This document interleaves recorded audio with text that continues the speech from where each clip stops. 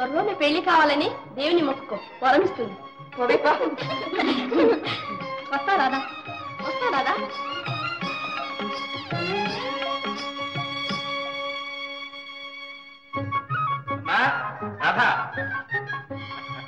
నవరాత్రి పండుగ మొదటి రోజునే దేవి నీకు వరమిచ్చిందమ్మా. ఈ రోజు మీ అమ్మే బ్రతుకుంటే ఎంత సంబరపడేదో, నన్ను ఎంత మెచ్చుకునేదో. ఏమిటి నాన్న, అసలు సంగతి ఏమిటో చెప్పండి. ఏమిటా? ఏమని చెప్పనమ్మా?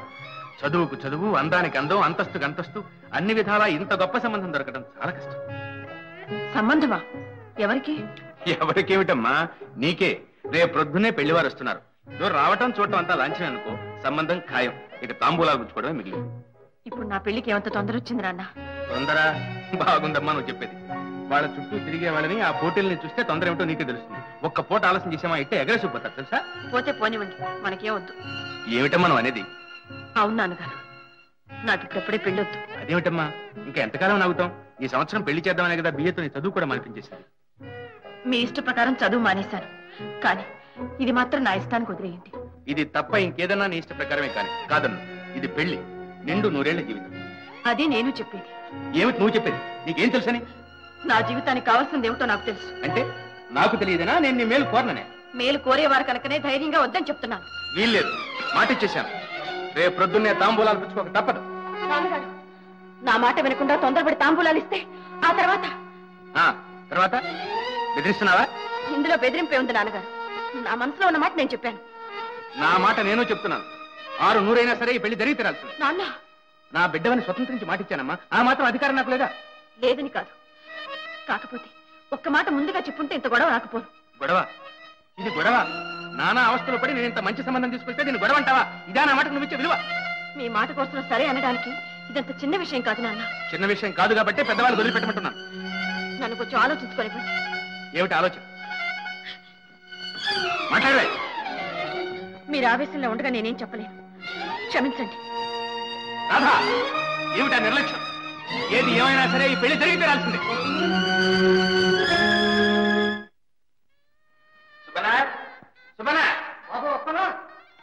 స్టేషన్ బండి వెళ్ళిందా? ఎప్పుడో వెళ్ళిపోలేదు బాబు. సరే, నువ్వు లోపలికి వెళ్ళి కాఫీ టిఫిన్ ఏర్పాటు చేయి. అరే రండి, మీకోసం ఎదురు చూస్తున్నాను. ఉంది కానీ మీ ఫ్రెండ్ పెళ్లి చూపులకు కూడా ఇంత లేట్ గానే రావటం. ఇంత ఆవిడకి ఎప్పుడు నిశ్చయించారు? నిన్న సాయంకాలం కూడా మాతో చెప్పలేదే. పెళ్లి వచ్చినా పిడికి వచ్చినా ఆగదమ్మా. పదండి పదండి పదండి. ఆ పెళ్లి కూతురు ఎక్కడ? అయినుంది. మీరు వెళ్ళి త్వరగా అమ్మాయిని రెడీ చేయాలి. పెళ్లివారు వచ్చి వేళయింది. త్వరగా.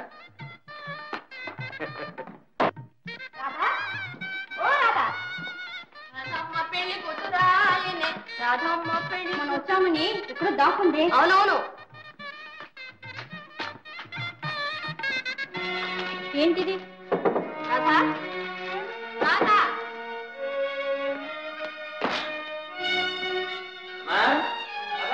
బాబాయ్. ఏమిటమ్మా ఇంకా ఆలస్యం? బాబాయ్ గారు. ఏమిటమ్మా? రాధ లేదండి. లేదా? ఇల్లు విడిచి వెళ్ళిపోయిందండి. ఇల్లు విడిచి వెళ్ళిపోవడం ఏంటి?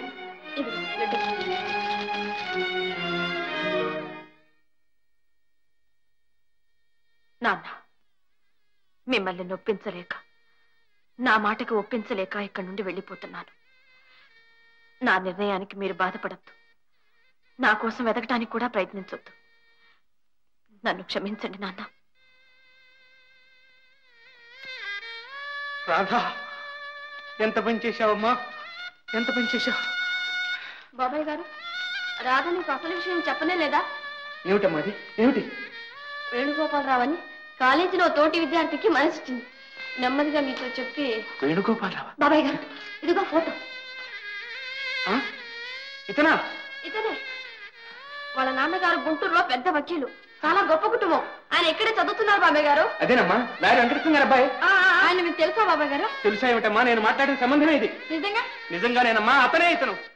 అయ్యయ్యో పిచ్చి తల్లి, మాట మాత్రం ముందు చెప్పుంటే ఎంత బాగుండేదమ్మా, ఎంత బాగుండేది. భగవంతుడా, ఏమిటి ఘోరం! ఇప్పుడు ఏమిటి చేయటం నేను?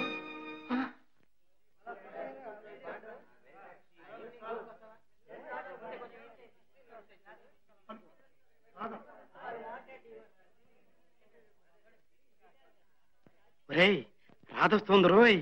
నా మాట విను, అనవసరంగా అమ్మాయిని. ఏం పర్వాలేదు, వేణు మరీ మరీ చెప్పాడుగా కాసేపు ఏడిపించమని. ఇలాంటి విషయాల్లో జోక్స్ వద్దురా, పూర్గా వద్దురా. ఎవడరా నువ్వు? 10 నిమిషాలు కంగారు చేసామంటే ఆ తర్వాత కలిగే ఆనందం నీకేం తెలుసు? నువ్వు వెళ్ళు బ్రదర్, నేను చెప్తాను. Hello miss Radha, good morning. Hello Raju, good morning. Venu room number తెలుసా? ఓ తెలుసు, రూమ్ నెంబర్ 16. కానీ లేడే, ఊరెళ్ళాడు. పెళ్లి నిర్ణయించారట, పరుగెత్తాడు. పెళ్ళా? ఎవరికి? కనకే, మీతో చెప్పి మరీ పెడతానన్నాడే. వేణుకు పెళ్ళా? నువ్వు చెప్పేది నిజమేనా? ఓ మై గాడ్, ఇలాంటి విషయాల్లో జోక్ చేస్తారటండి. పెళ్లి విషయం ఫ్రెండ్స్ అందరికి ఇన్ఫార్మ్ చేయమని లెటర్ కూడా రాశాడు. ఐఎమ్ సారీ, మిమ్మల్ని బాధ పెట్టినట్టున్నాను. కానీ మనలో మనమాట, వాడు ఇలా చేశాడు అంటే మాకెవరికి ఆశ్చర్యం లేదు. ఎందుకంటే అసలే వాళ్ళ నానంటే వాడికి హాడల్. ఆయన గుంటూరులో గర్జించాడంటే వాడు ఇక్కడే గజగజలాడతాడు. పైగా పిల్లని కూడా చూడకుండా పెళ్లి చేసుకోవాలటండి. పాపం, ఒక వంక ఏడుస్తూనే వెళ్ళాడు. ఏమిటి, వాళ్ళ నాన్నగారికి భయపడి ఈ పెళ్లి ఒప్పుకున్నాడా? అవునండి, వాడు స్వయంగా వచ్చి మీకు క్షమాపణ చెప్పుకుంటానాడే. మీరింటికి వెళ్ళండి, ఈ పాటికి వచ్చే ఉంటాడు. థ్యాంక్స్ రాజు, వస్తాను. చూడండి, బాధపడకండి. మనం ఒకటి తలిస్తే తాను ఒకటి తలవడం దైవానికి దురలవాటు.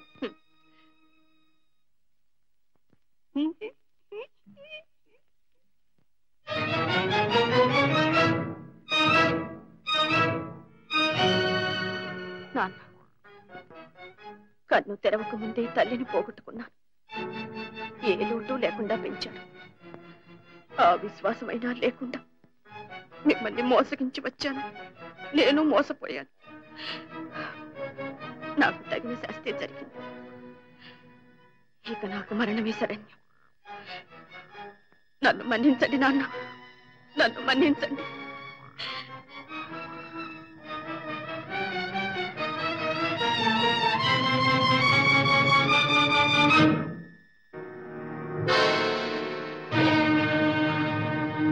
ఎవరు మీరు? వదలండి, నన్ను ఆపడానికి మీరెవరు? నేనెవరినో తర్వాత చెప్తాను. నీ ట్రెండ్ చూసి నేను కొంతసేపటి నుంచి వాచ్ చేస్తున్నాను. నా అనుమానం కరెక్ట్ అయింది. నువ్వెందుకు ఆత్మహత్య చేసుకోబోతున్నావు? ఎవరు నువ్వు? అది మీకు అనవసరం. నన్ను ఆపడానికి మీకేం అధికారం ఉంది? నాన్సెన్స్. అదంతా ఇంటికి పోయి మాట్లాడుకుందాం. అసలు నువ్వు ప్రాణం వదలాలని ఎప్పుడు డిసైడ్ చేసుకున్నావో అప్పుడే దానిపై నీకు అధికారం పోయింది. నేను నిన్ను సేవ్ చేసిన మరుక్షణంలో అది నాకు దక్కింది. ఈ దేహం, ఈ ప్రాణం అన్ని నావి. కామా, రాను, వదలండి. నా చేతికి చిక్కిన తర్వాత తప్పించుకుపోవడం అసంభవం. Follow me. వదలండి, వదలండి.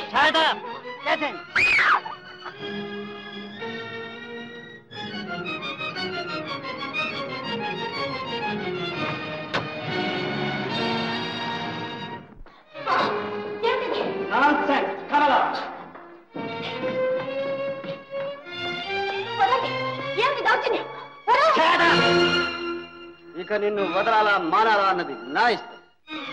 నా మీద మీ ఇష్టం ఏమిటి? చెప్పాను గాని ప్రాణం కాపాడమేనని. లుక్ షేర్ డియర్, పుట్టినప్పుడు నీకు ఇష్టమై పుట్టావా, నీకు ఇష్టం వచ్చినప్పుడు పోవడానికి. అదెంతో ఇది అంతే. ఏమంటావు? పై నీకు తల్లిదండ్రి ఉన్నారా? తండ్రి ఉన్నారు. ఓహో, కన్న తల్లి లేదన్నమాట. సవతి తల్లి పెట్టే బాధలు భరించలేక? నాకు సవతి తల్లి లేదు, ఆ బాధలు లేవు. అయితే నీ భర్త చెడుదారులు బట్టి ఉండాలి. కర్మ, నాకు ఇంకా పెళ్ళే కాలేదు. I see, that's good. చదువుకున్నావా? బిఏ. ఓహో, అర్థమై. పరీక్షలో తప్పి నాన్నగారు కోపడతారని? కాలేజీ పరీక్షలు ఎప్పుడు ఫెయిల్ కాలేదు. అయితే బ్రతుకు పరీక్షలో ఫెయిల్ అయ్యావా? నీ పేరేమిటి? Radha. Radha, very romantic name.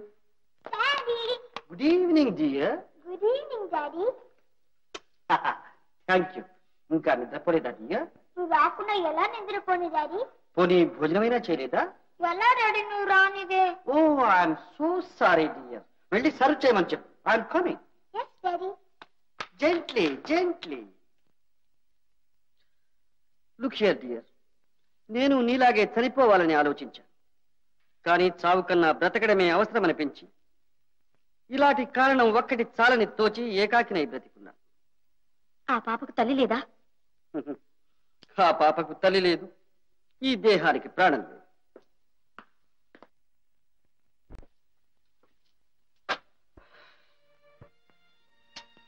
Hello dear.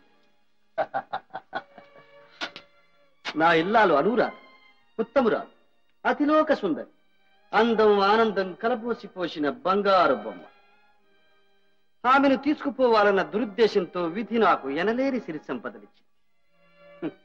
కాని ప్రాణం లేని ఈ దేహం ఎంతో, దేవుడు లేని దేవాలయం ఎంతో, ఆమె లేని ఈ భవంతి భోగభాగ్యాలు అంతే అయ్యాయి.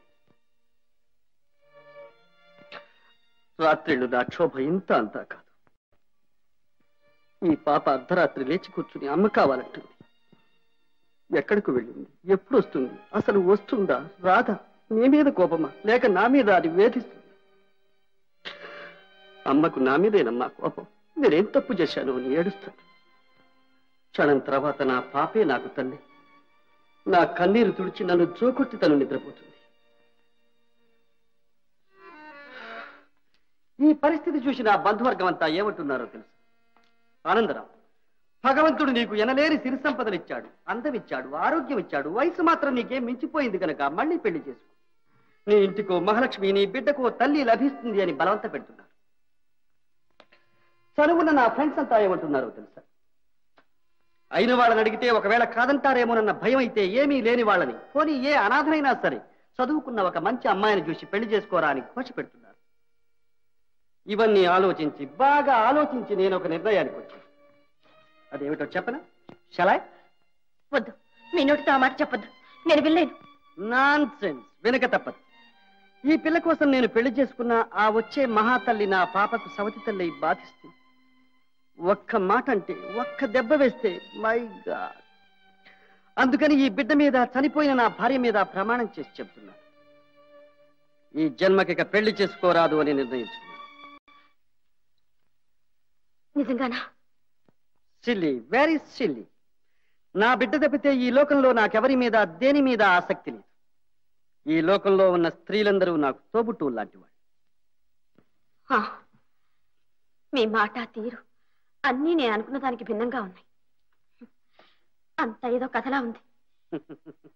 ఎవరు మంచో ఎవరు కాదో తెలుసుకోలేని పసితనం, ఏది తప్పో ఏది ఒప్పో అర్థం చేసుకోలేని అమాయకత్వం ఇప్పటికైనా బోధపడిందా? ఆత్మహత్య మహాపాతకం. నీ వంటి ఆడపిల్ల ఇలా సాహసించి ఒంటరిగా ఇల్లు వదిలి బయటకు వస్తే ప్రమాదం కూడా. ఇవాళ నాకు కనిపించావు గనుక సరిపోయింది. సపోజ్ ఎవడైనా ఒక రౌడీ చేతుల్లో పడితే ప్రాణం కన్నా విలువైన మానమర్యాదలు ఏమయ్యాయి? నేను ఒక ఆడపిల్ల తండ్రినేనమ్మా. నీ తండ్రి క్షోభ నాకు అర్థమవుతుంది. నిదానంగా ఆలోచించు. పోనీ ఇప్పుడేమీ చెప్పనక్కర్లేదు. రేపు ఉదయం నీ అడ్రస్ చెప్పు. నేనే స్వయంగా తీసుకెళ్లి నిన్ను మీ ఇంట్లో దిగబెడతాను. నువ్వేమైనా తప్పులు చేసి ఉంటే మీ పెద్దవాళ్లకు నేను సర్ది చెబుతాను. సరేనా? ఓకే?